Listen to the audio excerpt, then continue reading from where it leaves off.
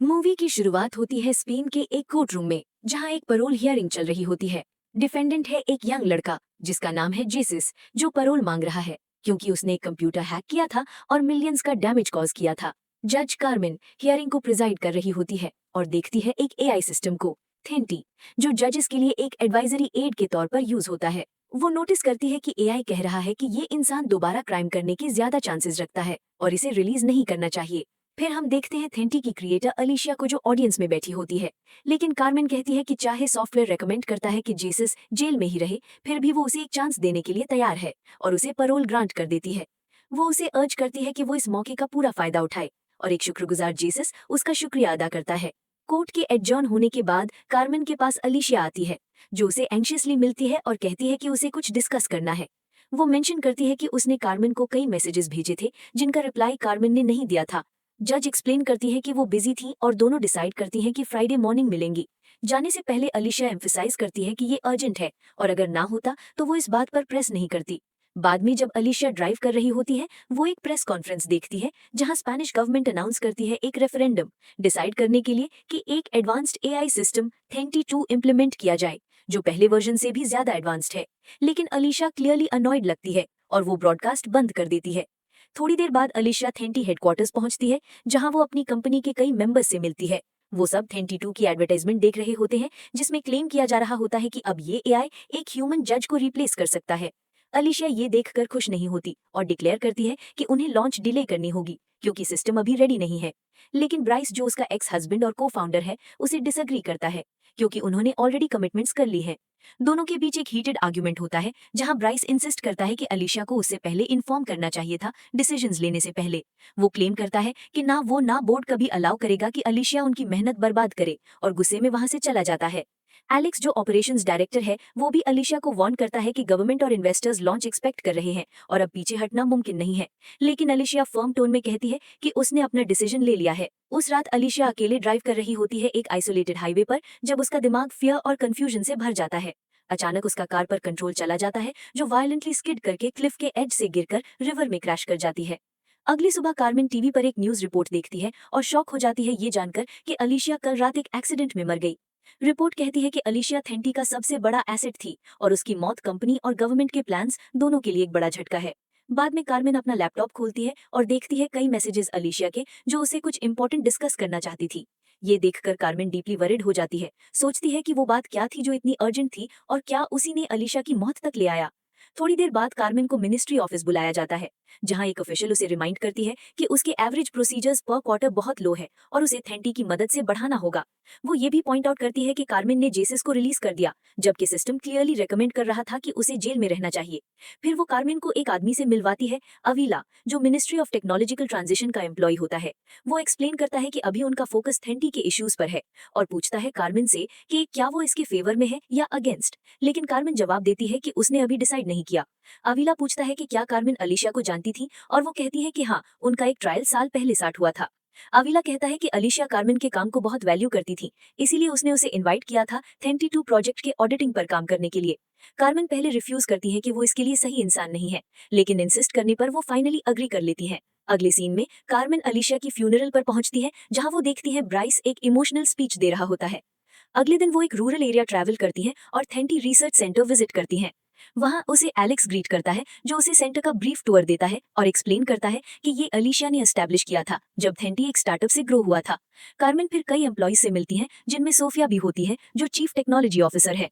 फिर सोफिया उसे कई केस फाइल्स दिखाती है स्क्रीन्स पर थेंटी के आउटपुट्स के साथ और डेमोन्स्ट्रेट करती है कि कैसे उन्हें कंपेयर किया जाता है। वो ये भी क्लेम करती है कि इन टेस्ट केसेस में 90% जजेस थेंटी के सेम कंक्लूजन्स तक पहुंचते हैं। उसके बाद कार्मेन ब्राइस से मिलती है और दोनों अपना इंट्रोडक्शन देते हैं। ब्राइस एडमिट करता है कि अलीशा की डेथ के बाद सब कुछ आसान नहीं रहा, लेकिन सब लोग उसे सपोर्ट कर रहे हैं। वो कार्मेन को बताता है कि टीम उसके आने के लिए ग्रेटफुल है और हर पॉसिबल हेल्प करेगी। कार्मेन उसे थैंक करती है, लेकिन अंदर से वो वार्म वेलकम और टेंशन के मिक्सचर से थोड़ी ओवरवेल्म्ड महसूस करती है। बाद में एलेक्स और कार्मेन एक वॉक पे जाते हैं और वो रिवील करता है कि कार्मेन का इनपुट उनके लिए बहुत इंपॉर्टेंट है, क्योंकि वो नेशन की सबसे रिस्पेक्टेड जज है। फिर एक शॉकिंग ट्विस्ट आता है जब वो बताता है कि अलीशा ने अपनी विल में उसका नाम लिखा था अगर उसके साथ कुछ हो जाए।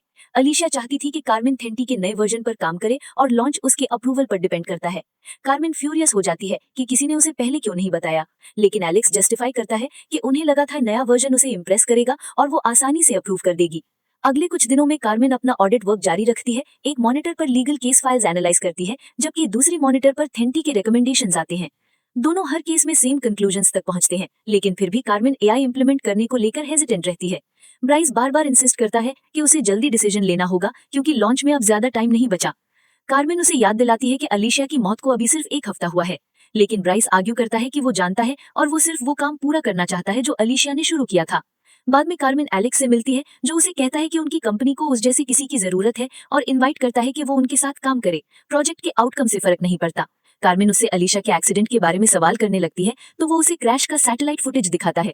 वो पॉइंट आउट करता है कि दूसरी कार ब्लाइंड कर्व पर साइडवेज स्किड कर गई थी और अलीशा के सिस्टम ने ऑटोमेटिकली कंट्रोल ले लिया था।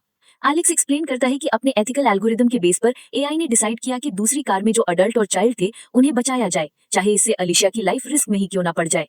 कार्मेन पूछती है कि क्या ये बात ऑफिशियल वर्डिक्ट में मेंशन्ड है और वो उसे देखना चाहती है, लेकिन एलेक्स कहता है कि डिटेल्स इंडस्ट्रियल सीक्रेट्स एक्ट के अंडर प्रोटेक्टेड है और वर्डिक्ट सिर्फ एक इंजीनियर की स्टेटमेंट पर रिलाई करता है। अगला सीन शुरू होता है जब कार्मेन को एक अननोन नंबर से टेक्स्ट आता है।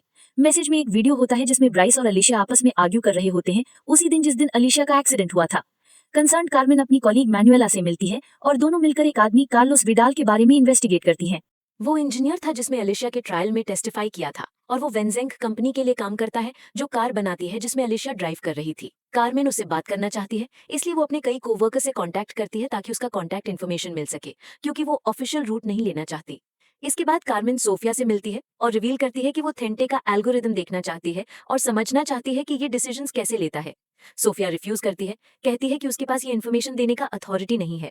कार्मेन फिर डिसाइड करती है कि वो ब्राइस से मिलेगी और उसे कन्फ्रंट करती है कि वो अलीशा के साथ जो हुआ उसके बारे में इंटरेस्टेड क्यों नहीं लगता, लेकिन वो कहता है कि अभी ये सही टाइम नहीं है। कार्मेन पूछती है कि क्या अलीशा तुरंत थिंटे लॉन्च करना चाहती थी और वो एक्सप्लेन करता है कि उनका प्लान था कि अभी लॉन्च करे और बाद में अपडेट्स के थ्रू इंप्रूवमेंट्स लाए।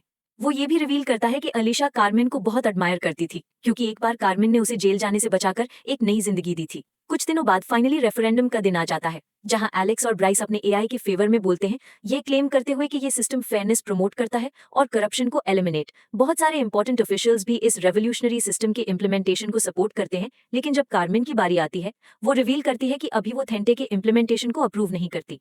वो आर्ग्यू करती है कि ऐसे सिस्टम्स वर्डिक्ट्स पास्ट डेटा के बेस पर बनाते हैं, जिससे ये चेंजिंग सोशल कॉन्टेक्स्ट्स के साथ अडेप्ट नहीं हो पाते और इसी वजह से ये पास्ट की गलतियों को रिपीट करने के लिए डूम्ड है।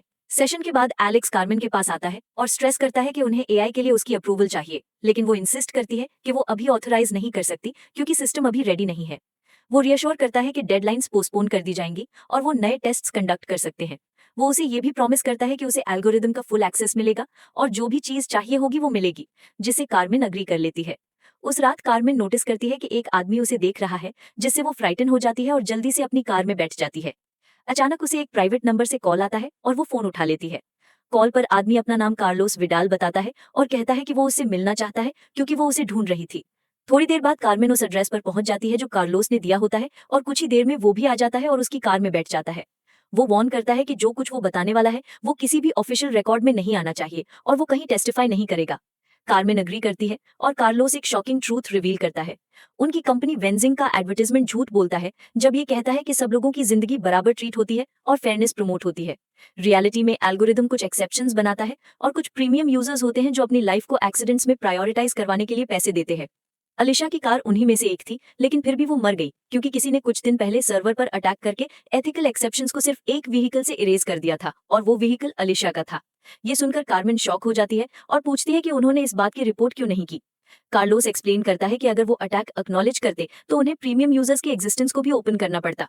वो कहता है कि उसने थोड़ा और रिसर्च किया और पता चला कि ये अटैक सस्पिशियसली थेंटे से कनेक्टेड था। कार्लोस फिर उसे थेंटे के नेटवर्क का एक आईपी एड्रेस देता है ट्रेस करने के लिए और कहता है कि वो उससे दोबारा कांटेक्ट ना करे। उसके जाने के बाद कार्मेन तुरंत मनुएला को कॉल करती है और रिक्वेस्ट करती है कि वो आईपी एड्रेस ट्रेस करे, लेकिन मनुएला रिफ्यूज करती है और अब्रप्टली फोन काट देती है क्योंकि अब बहुत देर हो चुकी थी। घर जाते हुए कार्मेन नोटिस करती है कि एक सस्पिशियस व्हीकल उसका पीछा कर रहा है, जिससे उसके अंदर एक तेज डर का झटका लगता है। अगली सुबह कार्मेन दोबारा मनुएला के पास जाती है और रिक्वेस्ट करती है कि वो आईपी एड्रेस ट्रेस करे। मनुएला एक्सप्लेन करती है कि उसे एक ऑफिशियल रिपोर्ट फाइल करनी पड़ेगी और वो ये इनफॉर्मल तरीके से नहीं कर सकती। कार्मेन उसे बताती है कि वो इंजीनियर से मिली थी और अपनी सस्पिशन शेयर करती है कि अलीशा की डेथ एक एक्सीडेंट नहीं थी। सच जानने के लिए डेस्परेट कार्मेन उससे मदद के लिए प्लीड करती है, लेकिन मनुएला फिर भी रिफ्यूज करती है। वार्न करती है कि अगर उसके सुपीरियर्स को पता चल गया तो उसे सीरियस ट्रबल हो सकती है। वो कार्मेन से कहती है कि अगर उसके पास कॉन्क्रीट एविडेंस है तो प्रॉपर रिपोर्ट फाइल करे, अपनी मर्जी से स्नूपिंग ना करे। कोई और ऑप्शन ना होने पर अगले दिन कार्मेन जेसूस से मिलती है और उससे मदद मांगती है। वो उसे एक पासवर्ड देती है जिसमें 2000 यूरोज के बिटकॉइन का एक्सेस होता है काम के बदले में। उसके बाद दोनों ब्राइस के घर जाते हैं क्योंकि उसका डिवाइस ही आईपी एड्रेस ट्रेस से लिंक्ड था। कार्मेन बाहर ही रहती है जब जेसूस अंदर घुसकर कई क्रूशल फाइल्स कॉपी करता है क्योंकि ब्राइस घर पर नहीं होता। थोड़ी देर बाद वो बिना पकड़े गए वापस आता है और कहता है कि फाइल्स एनालाइज करने के बाद वो उसे कॉल करेगा। उन्हें फाइल्स में अलीशा का आईडी भी मिलता है जिसमें एक छोटा सा जियो लोकेशन चिप होता है जो उसकी लोकेशन और मूवमेंट हिस्ट्री ट्रैक करता है। जेसूस फिर कार्मेन का बिटकॉइन लेने से मना कर देता है, कहता है कि अब दोनों के हिसाब बराबर है क्योंकि एक बार उसने भी उसे बचाकर जिंदगी का दूसरा मौका दिया था। अगले दिन कार्मेन को जेसूस का कॉल आता है जो रिवील करता है कि उसे अटैक का एविडेंस मिल गया है, लेकिन वो ये भी कहता है कि एक और चीज है, कुछ बहुत डिस्टर्बिंग, जो वो सिर्फ पर्सनली ही शेयर करेगा। कार्मेन तुरंत मिलना चाहती है लेकिन वो कहता है कि उसे और फाइल्स एनालाइज करनी है और सजेस्ट करता है कि कल मिलते हैं, जिससे कार्मेन अग्री कर लेती है। अगले सुबह कार्मेन को मनुएला का कॉल आता है जो अर्ज करती है कि वो तुरंत कोर्ट हाउस आए और किसी भी जर्नलिस्ट को कुछ भी ना बताए। कार्मेन वहां दौड़कर पहुंचती है और मनुएला एक शॉकिंग खबर बताती है। वो हैकर जिसे कार्मेन ने पैरोल दी थी, हीजूस, उसे बच्चों की पोर्नोग्राफी के केस में अरेस्ट कर लिया गया है। पता चलता है कि उसके पास उन बच्चों की फोटोज और वीडियोस थी जो कुछ महीने पहले गायब हो गए थे। कार्मेन हैरान रह जाती है और मनुएला उसे वार्न करती है कि लोग उसे जिम्मेदार ठहराएंगे क्योंकि उसी ने हीजूस को रिलीज किया था। थोड़ी देर बाद कार्मेन को उसके सुपीरियर्स बुलाते हैं जो उसे हीजूस को रिलीज करने के लिए जिम्मेदार ठहराते हैं, जबकि थीटा ने रेकमेंड किया था कि उसे जेल में रखा जाए। पता चलता है कि उन गायब बच्चों के पेरेंट्स भी उसके खिलाफ केस फाइल करना चाहते हैं। उसके सुपीरियर्स ये भी बताते हैं कि उन्हें पता है कार्मेन उससे मिली थी, और वो एक रिकॉर्डिंग भी बजाते हैं जिसमें कार्मेन हीजूस से 2000 यूरोज के बिटकॉइन के बदले एक डील कर रही होती है। हालांकि उन्हें ये नहीं पता कि वो डील किस चीज के लिए थी। कार्मेन गुस्से में भर जाती है कि उन्होंने उस पर नजर रखी, लेकिन उसके सुपीरियर्स उसे फिलहाल सस्पेंड कर देते हैं और बताते हैं कि सुप्रीम कोर्ट शायद उसे जुडिशरी से हटा दे। कोर्ट हाउस से निकलते वक्त कई रिपोर्टर्स उसके पास आते हैं और उस पर इल्जाम लगाते हैं कि उसने एक पीडोफाइल को आजाद छोड़ दिया, लेकिन कार्मेन उन्हें इग्नोर करती है और वहां से चली जाती है। बाद में वो एक बीच पर स्विम करती नजर आती है, लेकिन हवा तेज हो जाती है और लहरें भड़क उठती हैं जिससे उसके लिए बाहर निकलना मुश्किल हो जाता है। वो लहरों से जान बचाने के लिए बेइंतहा कोशिश करती है, लेकिन आखिरकार थक कर बेहोश हो जाती है। कुछ देर बाद कार्मेन किनारे पर धुल कर आ जाती है और खुशकिस्मती से कुछ लोग उसे अस्पताल ले जाते हैं। अगली सुबह मनुएला अस्पताल में उससे मिलने आती है और धीरे धीरे कार्मेन की हालत ठीक होने लगती है। दोनों टीवी पर न्यूज देखते हैं और पता चलता है कि फेंटे 2 का लॉन्च कल होने वाला है। सबसे शॉकिंग बात यह होती है कि एलेक्स अब कंपनी का नया प्रेसिडेंट बन गया है और ब्राइस गायब हो चुका है। अथॉरिटीज ने उसके कैबिन की तलाशी ली और उन्हें पता चला कि वही अलिशा के एक्सीडेंट के पीछे था जिससे वो अब वांटेड क्रिमिनल बन गया है।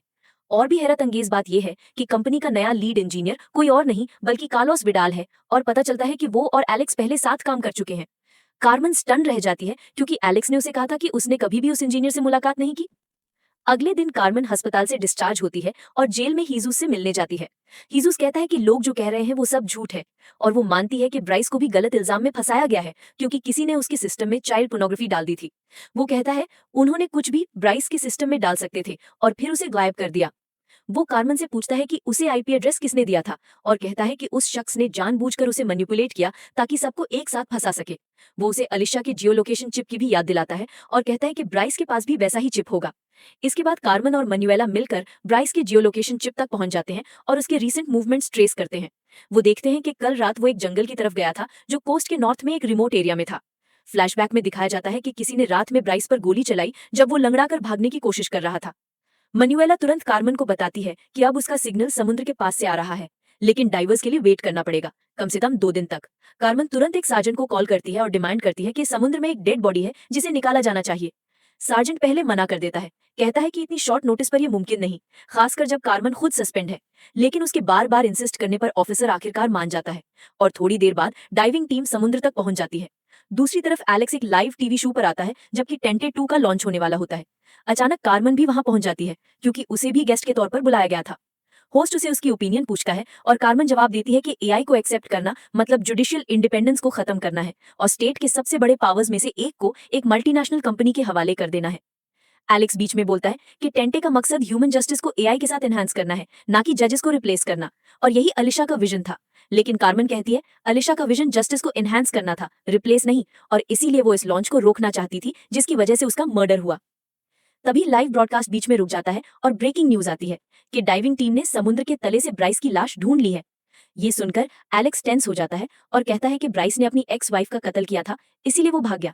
लेकिन कार्मेन तुरंत कहती है कि ब्राइस ने किसी का कत्ल नहीं किया, उसे झूठी एविडेंस के जरिए फंसाया गया है ताकि कोई और कंपनी पर कब्जा कर सके। एलेक्स गुस्से से पूछता है, क्या तुम मुझ पर इल्जाम लगा रही हो, और कहता है कि अपने अल्फाज संभाल के बोलो। लेकिन कार्मेन शांत लेकिन मजबूत आवाज में कहती है, मैं यहाँ उसका फैसला करने नहीं आई, मैं यहाँ उसके लिए इंसाफ सुनिश्चित करने आई हूँ। इस इंटेंस कॉन्फ्रंटेशन के बाद होस्ट शो को खत्म करता है और मूवी एक सस्पेंसफुल क्लिफ हैंगर पर बंद हो जाती है, जहां सभी कैरेक्टर्स की तकदीरें अधूरी छोड़ दी जाती हैं।